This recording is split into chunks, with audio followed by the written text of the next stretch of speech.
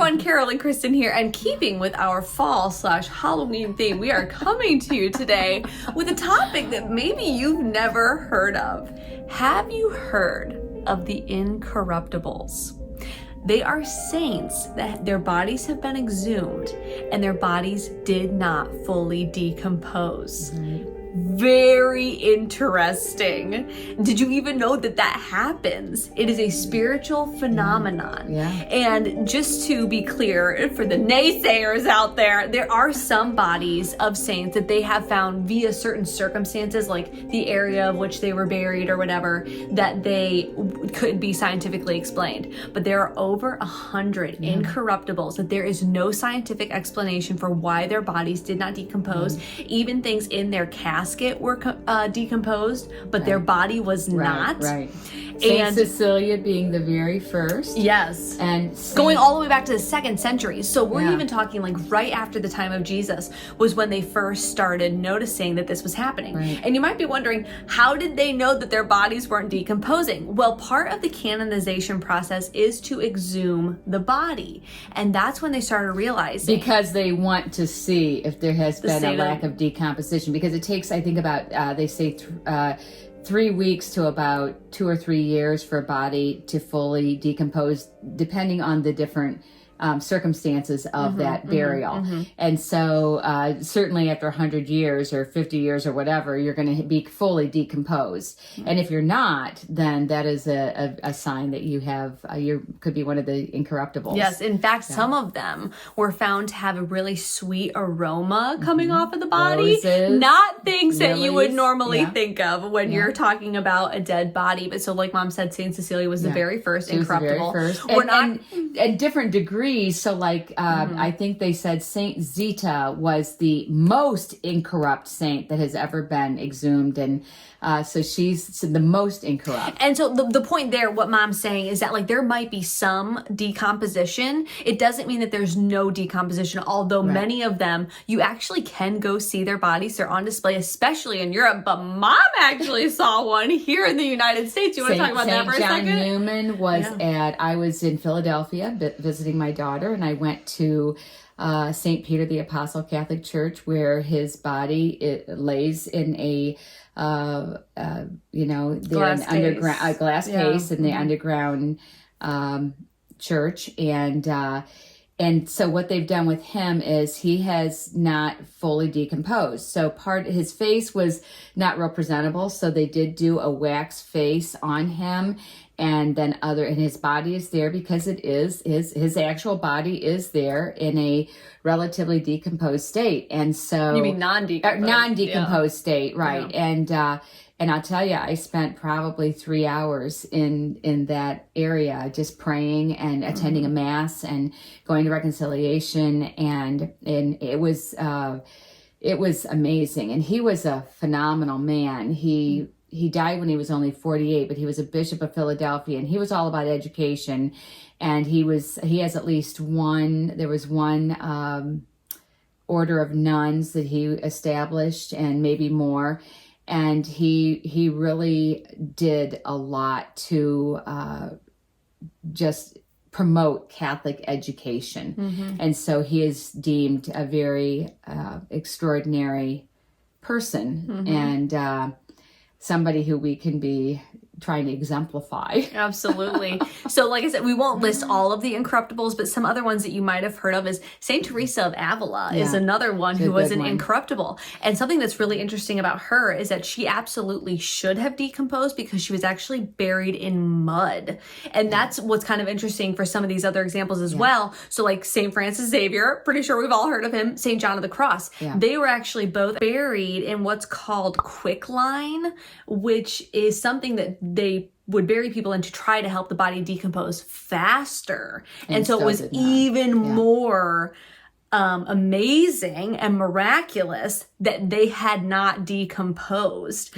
And actually with Saint Teresa of Avila, I'm pretty sure was also, like I said, buried in mud, but also it was her I think Saint Bernadette is also one of the most known incorruptibles. I think it was Saint Bernadette. Her rosary had decomposed, and her body had not. Parts of things that you would think would absolutely not decompose, like a rosary. Yeah, you wouldn't think, metals and things like that they would decompose, but they exhume the body and they find that these items that they were buried with have decomposed, but the body has not. And so these many of them are saints today. Yep. A lot of them are mystics of the Catholic faith. They're held in very high esteem because, quite frankly, they were extremely holy people. Well, and a lot of them you've heard of, but maybe you just didn't know they were an incorruptible. Right. And so it's just very interesting the way that God preserves, holy men and women who have done great things for him. And so if you've I like to think about how many people are truly saints, but they've never gone through the process of beatification. Yeah. And so how many people out there are incorruptibles, and we just don't know about it. I mean, we only know about there's about 100, and that we know about. But how many are out there, common day people that? Well, you think about how many people get exhumed. Most bodies are not getting exhumed. No one's gonna. That's not going to happen. But I believe that there are probably thousands upon thousands of people who are saints in God's eyes. Absolutely. And if we were to exhume their bodies today, we would find that they have some degree of and just to speak to why the Catholic Church does give us capital ST saints, and we're all called to be saints, lowercase saints, but the reason why we canonize people and we have saints is because they're normal people, just like you and me, who were big time sinners too. I mean, a lot of them like massive such a relief, who led amazing lives for God. And so they're just people that we can help to see, okay, this is how they did it. I could do something like that, or that was an amazing conversion story. There is hope for me. It's not to idolize them or to say that they are God. It's not. It's just to say that they are normal people who led incredible lives for God. And as a result, had some really supernatural things happen to many of them. And we are supernatural. We are every bit as much supernatural as we are part of the natural world. So I think we forget about that. Yeah. And this is a good month to be talking about the supernatural. Absolutely. We're approaching All Saints Day, All Souls Day, and a good time to dig in and really study the incorruptibles, study the supernatural world that surrounds each and every one of us all day long. When you think about the supernatural world that exists around you, and I love to do that. I love to go into Mass and think about all of the saints and angels and what is happening in the supernatural realm, which is very, very real. And even in your own homes, you don't have to be in a church, and if you want to make your home a holier place, you might want to sprinkle some holy water, say some prayers, have spiritual artifacts and have artwork. your home blessed. Have your home blessed, have a home Mass, just do things to make your home a sacred place and a sanctuary where you feel the presence of God with you. That's what these saints did. They made every space a spiritual space and place, and they made everything about their lives super spiritual. And we do uphold these people because they were human, because they were natural, normal, everyday people who just made that choice. Temptations that we have. Absolutely, very, very much the same temptations, and many of them had struggles that far exceed the struggles that the average human has. Well, going back to Saint Cecilia, the first incorruptible, she was also a martyr for the faith. And so you think about. And they do say that, we're coming back to a place where we need to prepare ourselves to be martyred for the faith, because as we become a less and less Christian society, that's the way that this could turn. And, we'll see, but we need to be prepared just like they were to be willing to die for the faith. And that's why put on the armor of Christ, Ephesians, we should wake up every day.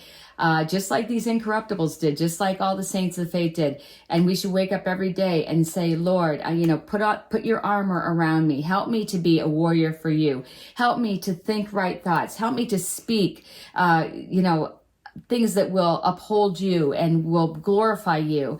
And help me to listen to the good and walk away from evil. And we really need to put on the armor of Christ. So that's what these Incorruptibles did. And they did it in such a profound way that they deserve to be recognized in and their bodies are actually considered to be relics of the Catholic faith.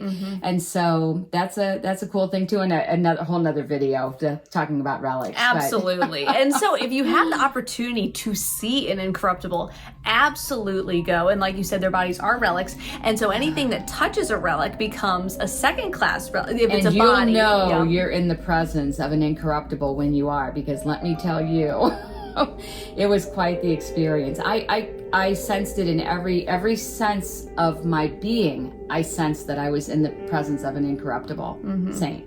It was And you think about this too, if you're thinking like, whoa, this is really weird and kind of out there, guys. Think about, we're the people who believe in the resurrection of the body. This really isn't that out there. No, it's really not. It's really not. It's really not. God's a pretty amazing guy, He is. He made a lot of really amazing things happen. I mean, And walk outside and look around. Just look around.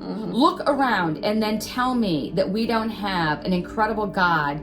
Who else could create a zebra and a giraffe, a rose petal, and just the mountains and the seas and the skies and stars? Just us? How about us? I think about the fact that babies, toddlers, within your own body, you don't even know how it works, and it works. Open your pantry and look at all the different kinds of foods that are created, and who gave us all of that? God. God. If you can see it, it was created by God. That's pretty amazing. It is amazing. Can you do that? I can't do that. So it is amazing. And speaking of amazing, this topic just makes me think how amazing our Catholic faith is and what a gift it is. I said to Mom this morning, I was like, it's just so cool being Catholic.